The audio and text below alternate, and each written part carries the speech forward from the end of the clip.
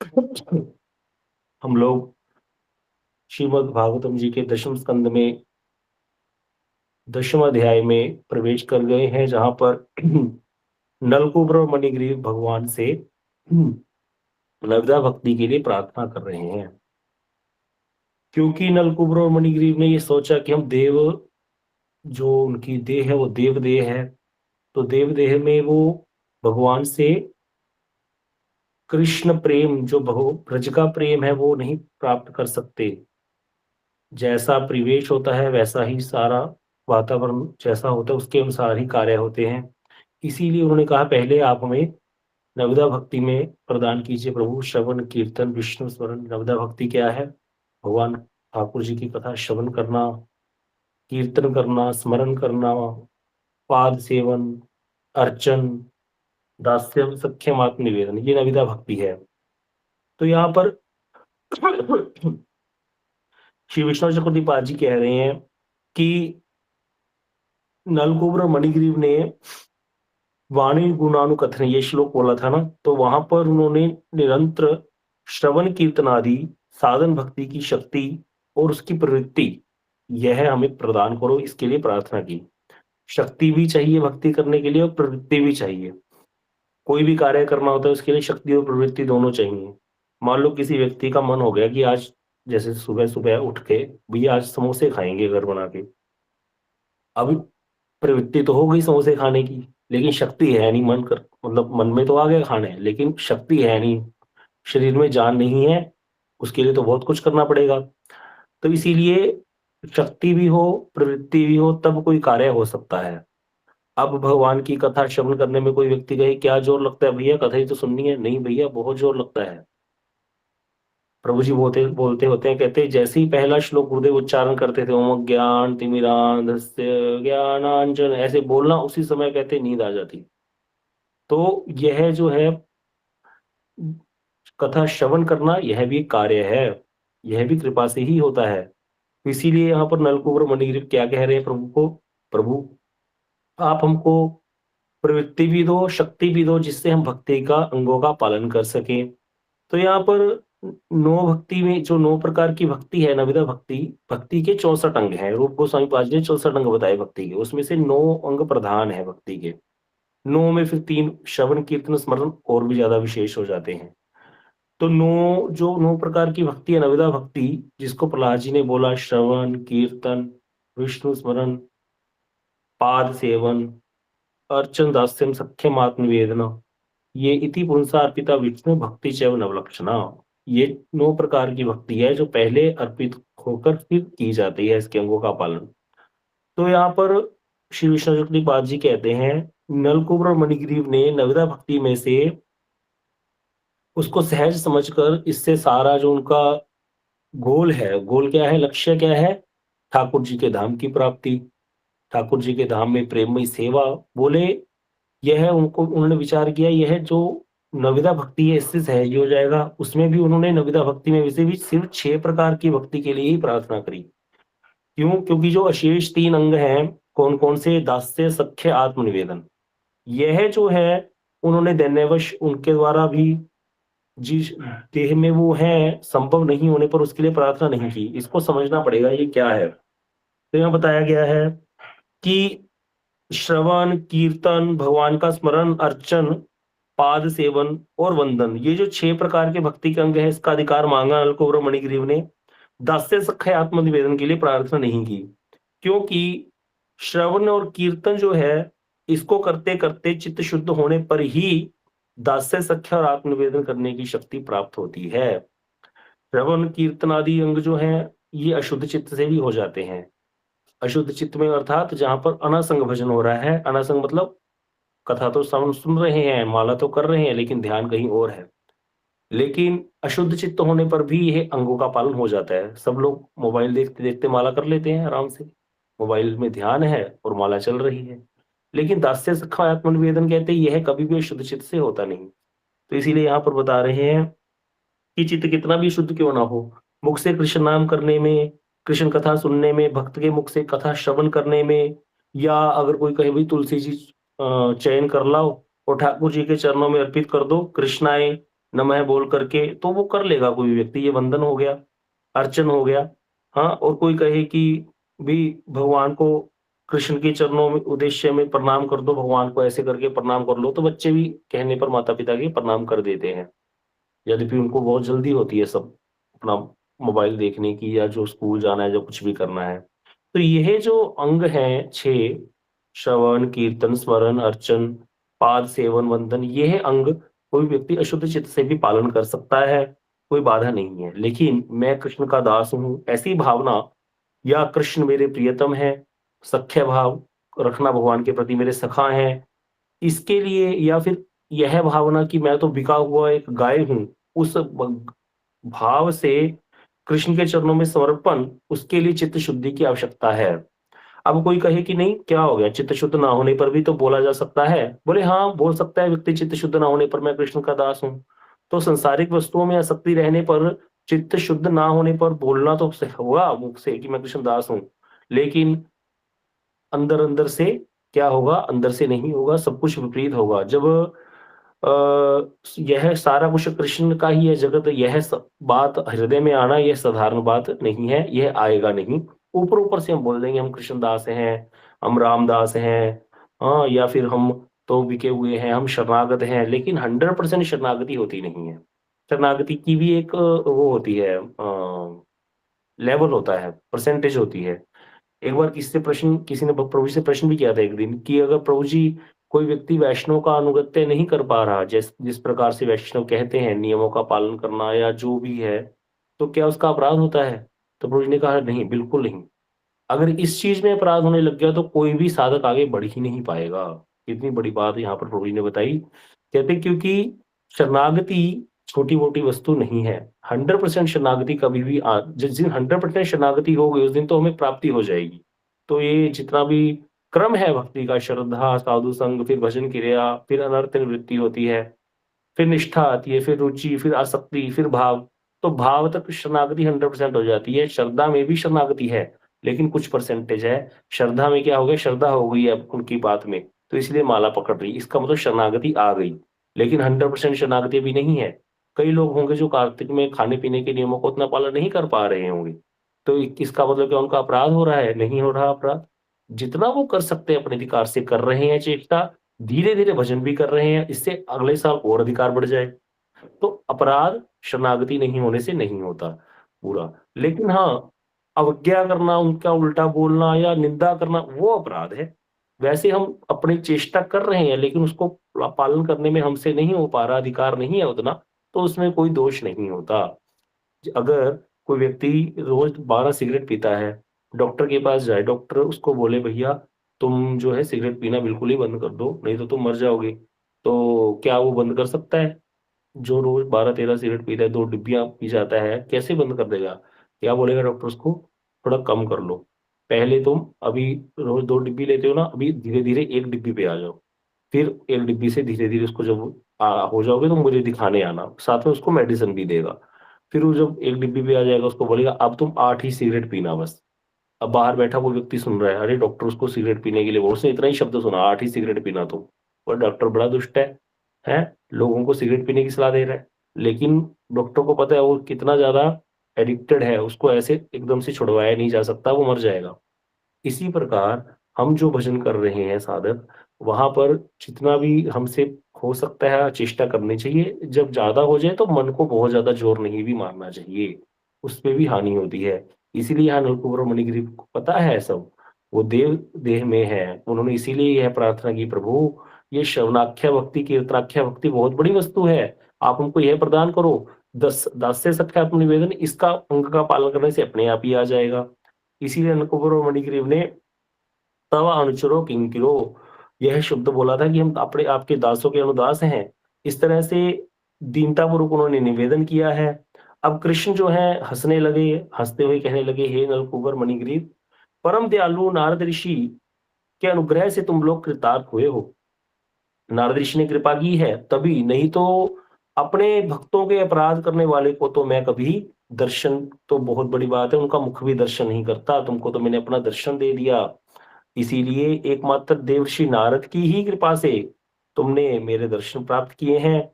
तुम दोनों के कथन से कि तुमको शरणाख्या भक्ति, कीर्तनाख्या भक्ति चाहिए, मैं बहुत प्रसन्न हुआ हूँ। तो इस तरह से भगवान ने कहा, तुम्हारे हृदय में अनन्य भक्ति वासना का जो बीज है, वो नारद जी की कृपा से अंकुरित हो गया है और तुम्हारे जो सारे पाप राशि है, वो नष्ट हो गई है। यहाँ पर प्रभु ने कृपा करी उन पर, नारद जी का देखो यहाँ पर ये अनुग्रह है, नारद जी का ये श्राप नहीं था। तो अब भगवान बोले, कृष्ण बोले, तुम लोग निश्चिंत होकर अपने स्थान पर लौट जाओ और भक्ति का याचन करके उसके रसास्वादन में अपने जीवन को धन्य करो। इस तरह से कहते हैं, कृष्ण की कृपा प्राप्त करके नलकुबर मणिग्रीव जो है विचार करने लगे, अरे हमारा जीवन तो धन्य हो गया, अब हम क्या करेंगे, भगवान का नाम गुण रूप लीला का कीर्तन करके श्रवण करते हुए जीवन व्यतीत करेंगे। थोड़ा सा भी अगर भक्ति के ये अंग जो है श्रवण कीर्तन आदि में थोड़ा सा भी आनंद आने लग जाए, थोड़ा सा भी, किंचित मात्र भी, तो बस जीवन धन्य हो जाता है। इसीलिए भक्तों की बड़ी महिमा है भाई, और भक्ति की बड़ी महिमा है। भक्त अलग ही आनंद में रहते हैं, कुछ भी होता रहे उनको कोई फर्क ही नहीं पड़ता। सुख आते हैं, दुख जाते हैं, हम आते जाते सुख दुख में हम मस्त रहते हैं। भक्त मस्त रहते हैं क्योंकि उनको कथा कीर्तन चाहिए, भगवान का नाम जप चाहिए और भक्तों का संग चाहिए। तो इस तरह से वो ब्रजधाम को छोड़कर कहते देवधाम जाने के लिए तत्पर हुए। अब फिर जाने से पहले उन्होंने ओखली की परिक्रमा की, जिस ओखल से बद्ध थे कृष्ण। और अब यहाँ पर उनके नेत्र जो है कहते वो अश्रु आने लगे। अब यहाँ पर वो विचार कर रहे हैं, जब कृष्ण की परिक्रमा कर रहे हैं, भगवान ओखल से बंधे हुए हैं, कि अगर भगवान अनंत ब्रह्मांड व्यापी विग्रह विराजमान होते, भगवान तो जब विराट रूप दिखाया अर्जुन को भगवान ने 11वें अध्याय में, तो उस विश्व रूप दर्शन में तो अर्जुन को कुछ चीज भी दिखाई नहीं दी जो भगवान के बिना है। सब चीज को भगवान ने ही अंगीकार किया हुआ है, पूरा भगवान को ही देखा अर्जुन ने।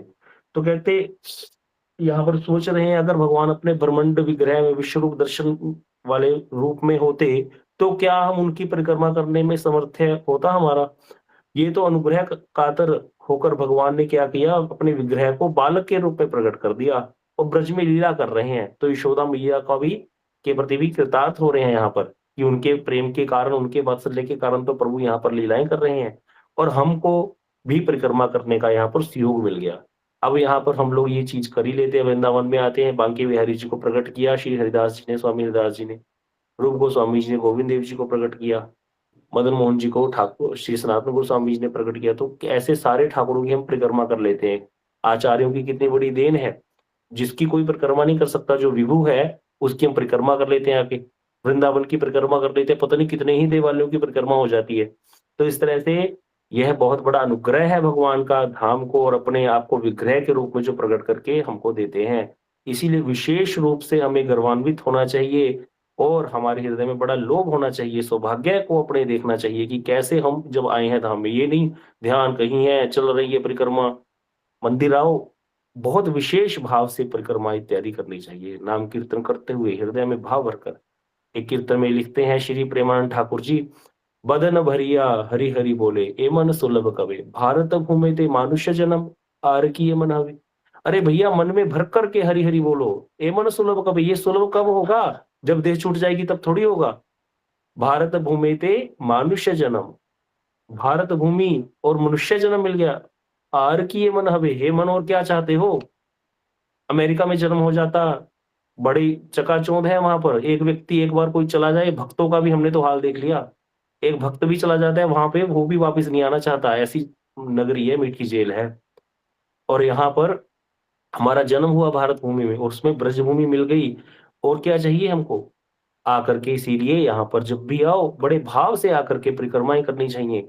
कोई ना मिले अकेले आ जाओ, अकेले ब्रज की गलियों में डोलो, ये कोई साधारण वस्तु नहीं है जो ब्रजभूमि ठाकुर जी ने, और ये जो गुरुदेव हमको मिले ऐसे, हमारे श्री नारायण गोसाई महाराज जी, श्रील भक्तिदास श्रीधर गोसाई महाराज जी, हमारे पूज्य पाद प्रभु, ये पूरी गुरु परंपरा, कैसा हमको सौभाग्य मिला है, जिसके कारण हम ये जो इस चीज को जान पा रहे हैं।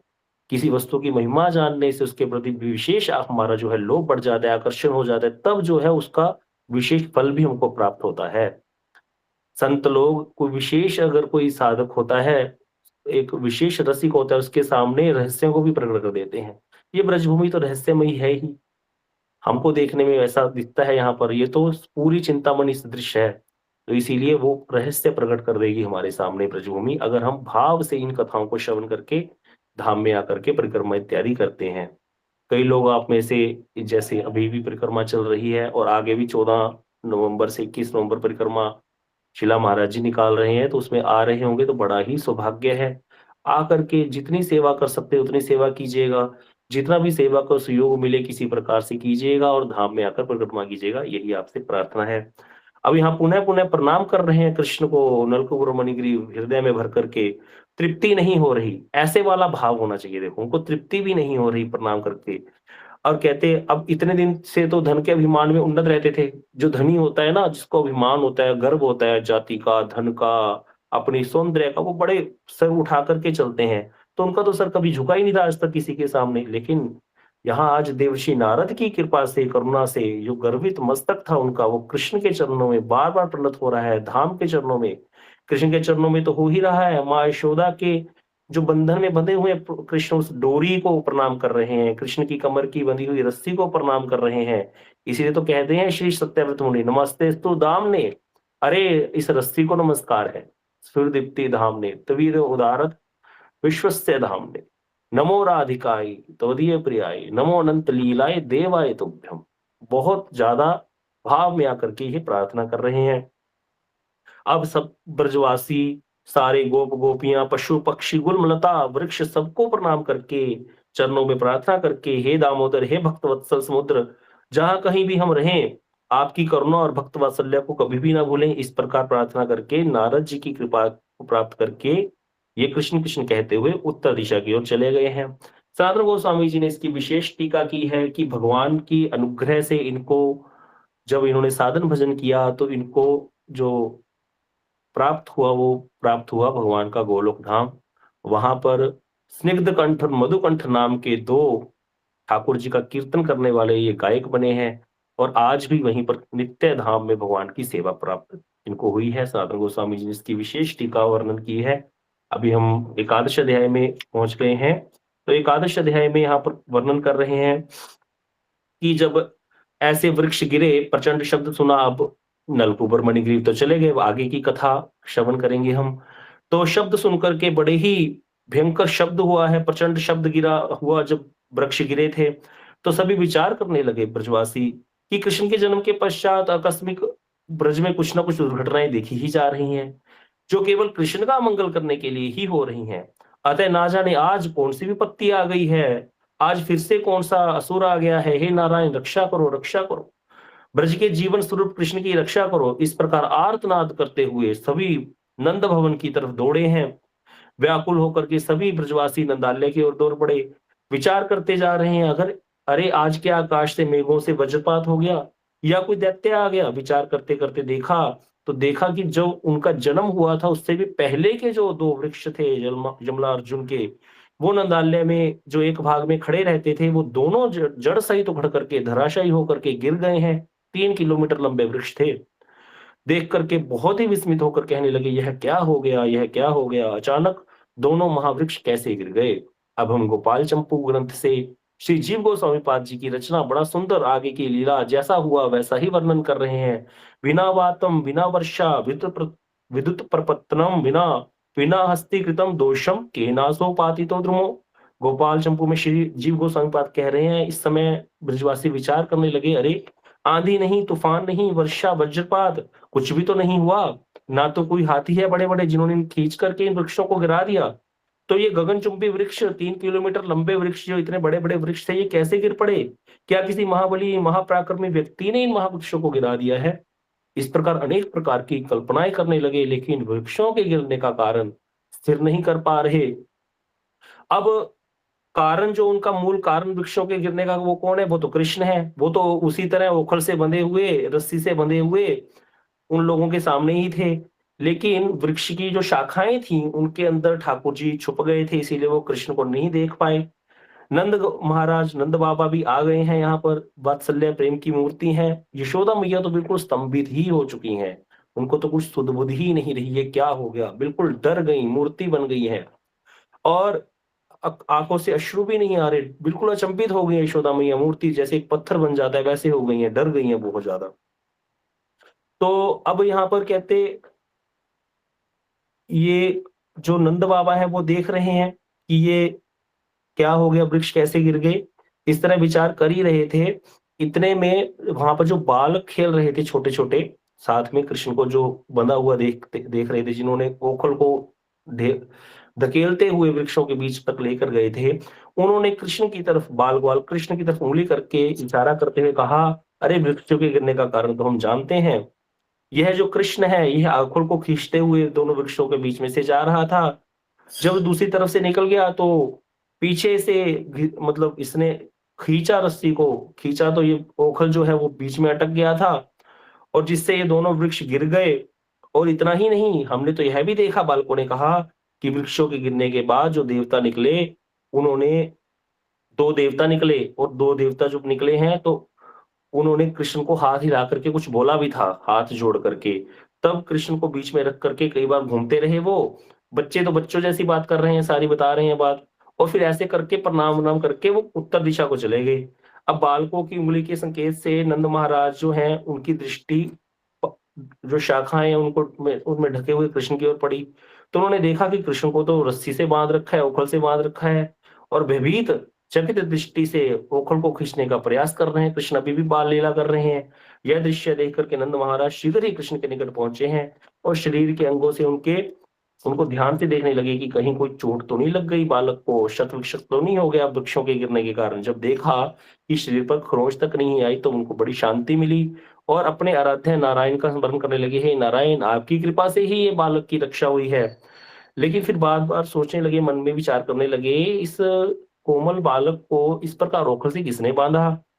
अब यहाँ पर नंद बाबा को निकट आते हुए देख करके कृष्ण डर गए हैं। यहाँ समझने वाली बात है, अब लीला में प्रवेश करना पड़ेगा। जीव गोस्वामी पाद यहाँ पर कृष्ण के भावों का वर्णन कर रहे हैं। देखिए, घर में क्या होता है, पहले मम्मी से मार पड़ती है, माताएं मारती हैं बच्चों को। जब पिताजी आते हैं, बच्चे ने अगर मार खा के थोड़ा बहुत ऊधम मचाया होता है, पहले मार खाई होती है, माता को शांति नहीं मिलती, माताओं को, सब माताओं को पता होगा। फिर आकर के पिताजी को चढ़ा देती है, आज इसने ये कर दिया, ये बहुत तंग करता है, इसको थोड़ा। अब पिताजी तो फिर पिताजी हैं, वो और चढ़ के आ जाते हैं। अब यहाँ पर कृष्ण को भी यही लग रहा है कि मैया ने तो भैया उखल से बांधा था मुझको, माखन को मैंने आज दही बांट, दो बर्तन तो थोड़ा ही था ठाकुर जी ने वो दही बांट का। तो कृष्ण जो है मनी विचार करने लगे, आज मैंने दही का मटका तोड़ दिया था, माखन बखेर दिया, मैया ने मुझको बांध दिया। अब ना जाने ये बाबा अपराध के कारण मुझको कौन सा दंड देंगे, मैया ने कितना चढ़ा दिया होगा बाबा बाबा को बोल बोल के। नंद बाबा को आते देख करके कृष्ण तो बिल्कुल ही डर गए। नंद बाबा ने देखा भी लाला तो बहुत डर गया है कृष्ण। तो इसीलिए अब यहाँ पर नंद बाबा, यद्यपि नंद बाबा भी बड़े भयभीत हैं, क्योंकि घटना ही ऐसी होगी, वृक्ष गिरे पड़े हैं, लेकिन बच्चा अगर डरा हो तो उसको मतलब सांत्वना देने का उसको क्या तरीका होता है कि हंसने लग गए पिताजी, ऐसे देखा होगा, सबको पता होगा ये सब चीजें। क्योंकि ये अप्राकृत, अति प्राकृत लीला है भगवान की। अति प्राकृत मतलब जैसे हमारे घरों में होता है, ऐसी तो होता है। बच्चा डरा होता है तो कई बार पिताजी मारने को जाते भी हैं तो वो प्यार करने लग जाते हैं उल्टा, कि बहुत ज्यादा डर गया, कहीं कुछ हो ना जाए, बच्चे को ज्यादा डर गया। तो इस तरह से यहाँ नंद बाबा भी हंसने लग गए, हंसते हंसते बोले, मेरे लाडले, मेरे जीवन स्वरूप, इस प्रकार कहने लगे, गोद में लेकर के कृष्ण को ऐसे हाथ करने लगे, आ जाओ मेरी गोद में। तो एकदम से नंद बाबा के मुस्कुराते हुए मुखमंडल को देख करके कृष्ण जो है उन्होंने भी दोनों हाथ बढ़ा दिए, और वो भी आनंद के समुद्र में डूब गए और बाबा की गोद में आने लगे। अब यहाँ पर कृष्ण का जो डर है वो खत्म हो गया। ये समझ में आ रही होगी ना, अति प्राकृत लीला है अप्राकृत भगवान की लीला है। लेकिन प्राकृत मतलब जैसे संसार में प्राकृत होता है बच्चों का माता पिताओं से, सारा दिन तो ये तो सब लोग भुक्तभोगी होंगे। पहले माता मारती थी, फिर पिताजी को चढ़ा देती थी शाम को आते आते तक, फिर पिताजी से मार पड़ती थी। तो यहाँ पर ऐसे होता था, तो बाबा की गोद में जाकर के यहाँ पर कृष्ण जो है आ गए हैं। नंद बाबा ने रस्सी को खोल दिया कमर में बांधी हुई, और गोद में उठा करके बार बार मुख का चुंबन करने लगे, और मस्तक को सूंघने लगे, बड़ा ही प्रेम करने लगे। कृष्ण तो बिल्कुल ही शांत हो गए। अब यहाँ पर बता रहे हैं कि इससे पहले जब यशोदा मैया ने कृष्ण को बांधा था, तो घर के कार्य में व्यस्त हो गई थी। उस समय जब यशोदा मैया काम में लग गई थी, तो कितने ही सखा आए थे, उन्होंने आकर रस्सी को खोलने का प्रयास किया था, लेकिन वो खोल नहीं पाए थे। उसके पहले कृष्ण ने स्वयं भी रस्सी को खोलने का प्रयास किया था, नहीं खोल पाए थे, सखा नहीं खोल पाए। फिर कृष्ण जो है खींचते खींचते उखल को सखाओं के माध्यम से बीच में ले गए। छोटी सी यशोदा मैया के सिर की कवरी की रस्सी है, उस रस्सी जो कमर पे बंधी हुई है उसको ठाकुर जी ने खींचा, तो क्या हुआ, वृक्ष गिर गए, 3 किलोमीटर लंबे पुराने वृक्ष गिर गए, इतने बड़े बड़े। हैं वृक्षों, पताल स्पर्शी वृक्षों का जड़ बंधन टूट गया, लेकिन यशोदा मैया का कौरी का बंधन नहीं टूटा। यहाँ पर विष्णु चक्रवर्ती जी कहते हैं, इससे स्पष्ट होता है कि माँ यशोदा का बंधन अतीब सुदृढ़ है। भगवान कैसे प्रेम में बंधे हुए यशोदा मैया के, कि उसको उस बंधन, उस समय भी वो रस्सी नहीं टूटी जब वृक्ष जो गिरे हैं। और इससे पता चलता है उनकी शक्ति क्या है, वात्सल्य प्रेम की क्या शक्ति है। सर्वशक्तिमान स्वयं भगवान भी विविध चेष्टा करके उनके वात्सल्य प्रेम के बंधन में से मुक्त नहीं हो सके। नंद बाबा ने आकर के उनके जो बंधन है उसको खोल दिया सहज में ही, क्योंकि नंद बाबा भी वात्सल्य प्रेम की मूर्ति हैं, और कृष्ण को मुक्त करके प्रेम करने लगे। तो विष्णु चक्रपाल जी कहते हैं, त्वं मायाएव जीवानां बंध मोक्षो यथा व्यधा तथा तत्रो तो में प्रभो प्रेम नैव चक्रतु। हे सर्वेश्वर, आप जिस प्रकार अपनी माया के द्वारा जगत जीवों का बंधन करते हैं, भगवान की माया ही तो हमको बांधती है, एवं उनके बंधन का मोचन भी कर देते हैं। भगवान कृपा करते हैं तो मोचन भी हो जाता है, बंधन का नाश हो जाते हैं बंधन सारे। वैसे ही आपके माता पिता ने क्या कर रखा है, आपको अपने प्रेम के बंधन में बांध रखा है और बंधन से मुक्त भी किया है। अपनी इच्छा से बांधा मैया ने और बाबा ने अपनी इच्छा से मुक्त किया। इसीलिए यहाँ पर पूरी लीला को जीव गोस्वामी पाद जी ने बात की लीला को भी लिखा कि तब नंद बाबा कृष्ण बलराम को लेकर के यमुना जी के निकट पहुंचे हैं, और दोनों बालकों को स्नान करके स्वयं भी स्नान किया, और फिर गौशाला में गोष्ठ में ले गए और जाकर के मिश्री खिलाई भरपेट, और धारोशन दूध किसको बोलते हैं, गाय के जो थन है उसके धार निकलती है उसको मुख में सीधा दे दिया। तो गाय के थन से मुख में उष्ण धारा, दूध की गरम गरम दूध की धारा वो दे दी, बच्चों के मुख में पिलाया ऐसे दूध, और फिर अपने अंत भवन में ले गए, बैठक में ले गए, और बालकों को कुछ देर लेकर के दोनों को गोद में बिठा करके विश्राम करने लगे। अगर किसी ने देखा हो, यह स्थान भी है नंदगांव में भी ऐसा एक स्थान है, ये तो गोकुल की बात चल रही है, नंदगांव में भी नंद खीरक है ऐसी ही, जहां पर कृष्ण और बलराम दोनों नंद बाबा की गोद में बैठे हैं। यशोदा कुंड अलग है, नंद कुंड अलग है, तो बड़ा ही सुंदर लीला है वहां। तो यहाँ पर यह जो हुआ, बैठ गए, अब शाम हो गई थी। अब देखिए प्राकृत लीला में पर है तो अपराकृत, अब प्राकृत लीला की भांति सोचकर देखिए प्राकृत में क्या होता है, घर में एक तरह से थोड़ा क्लेश वाला माहौल हो गया है। कैसे कि नंद बाबा को तो बड़ा क्रोध आया था यशोदा मैया पर, क्यों ऐसे बालक को बांध दिया। यहाँ तो वर्णन नहीं है, श्री सनातन गोसाई पाद जी ने कहा, लिखा है कि नंद बाबा ने पूछा है कि ऐसे कैसे कोई बालकों को बांध सकता है, अगर ये पेड़ ऊपर गिर जाते लाला के तो क्या करते हम। तो बड़े ही क्रोधित है नंद बाबा, इसीलिए गोष्ठ में जाकर के चले गए हैं दोनों बच्चों को लेकर के। तो घर का माहौल थोड़ा वैसा वाला हो गया है, इसीलिए ये रोहिणी मैया है वसुदेव जी की पत्नी रोहिणी जी, वो तो ब्रज में ही रहती थी। वो प्रातः काल से सुबह से तो उपानंद जी के घर में गई हुई थी। आज भी पुरानी गोकुल एक है, नई गोकुल, दो गोकुल है। नई गोकुल जो विठलनाथ जी ने बसाई है, वहां पर 9 नंदों के घर हैं, तो वहां उपानंद जी के घर में गई हुई थी रोहिणी मैया। जब आई हैं तो देखा कि यशोदा जो है, तो वो तो बिल्कुल कठपुतली जैसी बन गई हैं, चेतना रहित हो गई हैं वृक्षों के गिरने की भयानक दृश्य को देख करके। रोहिणी मैया ने सोचा कि किसी प्रकार से लाला को उठा करके यशोदा मैया की गोद में बिठाना है, इसलिए जाकर के बलराम और से कहती है, बलराम जाकर के कृष्ण का हाथ पकड़ करके लेके आओ। बड़े भैया बलराम कन्हैया के पास जाकर हाथ खींचते हुए कहने लगे, कन्हैया मैया के पास चल। लेकिन आज कृष्ण ने ऐसे हाथ को झटका कि भूमि पर गिर पड़े बलदेव जी। और यह देखकर रोहिणी मैया स्वयं आकर कन्हैया से कहने लगी, क्योंकि कृष्ण आज बहुत क्रोध में है, अब मैया पर गुस्सा करे, क्योंकि बाबा तो अपने पक्ष के हो गए, बच्चे ऐसे ही करते हैं ना। अब कृष्ण ने सारा देख लिया है कि बाबा ने तो मुझे प्यार किया और बाबा ने मैया को डांटा भी है, इसीलिए कृष्ण को बच्चे तो ऐसे ही करते हैं, अब क्यों मैं मैया के पास जाऊंगा। इस देख करके रोहिणी मैया जो है वो आकर कृष्ण से कहने लगी, कन्हैया चल मैया के पास चल। कृष्ण बोले, नहीं मैं नहीं जाऊंगा। रोहिणी मैया बोली, मैया के पास नहीं जाओगे तो खाओगे कहाँ पर, क्योंकि कृष्ण मैया के हाथ से ही खाते थे। तो कृष्ण बोले, बाबा मिश्री खिलाएंगे और गैया का दूध पिलाएंगे, वही दूध पीऊंगा मैं। तो रोहिणी मैया ने पूछा, तो सोएगा कहाँ पर, क्योंकि कृष्ण हमेशा मैया की गोद में ही सोते थे, उनको नींद ही नहीं आती मैया के बिना। तो कन्हैया ने कहा, बाबा के पास सोऊंगा गोष्ठ में। तो रोहिणी मैया ने कहा, अच्छा, मैया से खाएगा भी नहीं, मैया से बात भी नहीं करेगा, मैया के पास जाएगा नहीं, मैया के पास सोएगा भी नहीं। अगर तेरे को बिल्कुल ही जाएगा नहीं मैया के पास, तो फिर अगर तेरी मैया चली गई यहाँ से, राम राम सत्य हो गए तो। जब ऐसा सुना कृष्ण ने रोहिणी मैया के मुख से, इतना सुनते ही हाथ पसार करके मैया मैया कहते हुए बहुत जोर जोर से रोने लगी। तब कृष्ण को उठा करके रोहिणी मैया जा करके भीतर भवन में ले गई और यशोदा मैया की गोद में बिठा दिया। कृष्ण को देख करके जब जो यशोदा मैया वो भी अपने आप को रोक नहीं सकी, कृष्ण भी मैया मैया कह करके मैया के गले पे लगकर रोने लगे। यशोदा मैया तो बहुत ही फूट-फूट करके कृष्ण को देख करके रोने लगीं, छाती से चिपका करके। इस प्रकार जितनी भी माताएँ वहाँ नंद भवन में थीं, सारे नंद बाबा आदि सभी रोने लगे बहुत ज़ोर-ज़ोर से। तब यहाँ पर यशोदा मैया ने कृष्ण को फिर स्तनपान कराया, क्योंकि असली काम तो वहीं से शुरू हुआ था ना। स्तनपान करते हुए कृष्ण को अतृप्त छोड़ दिया था और इतनी बड़ी कांड हो गया। तो यहाँ पर ये सारी लीला हुई। अब यहाँ आसन बिछा करके नंद बाबा और कृष्ण बलराम को बिठाया। नंद बाबा ने कृष्ण से कहा, "बेटा अपनी मैया को पकड़ करके यहाँ ले आओ।" तब यशोदा मैया आकर के पहले तो छिप करके बैठी थी क्योंकि नंद बाबा ने डाँट दिया था। फिर आई है लज्जा के मारे, अंदर बैठी थी तो आई और आकर के सबको भोजन कराया मैया ने। कृष्ण बलराम को खिलाया, नंद बाबा को खिलाया, तब सब घर के लोगों ने भोजन किया।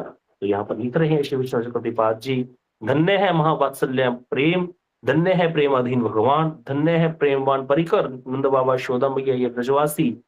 प्रभु निरंतर जिनके प्रेम के वशीभूत रहते हैं।" इस प्रकार यहाँ पर यह लीला हमने श्रवण करी है।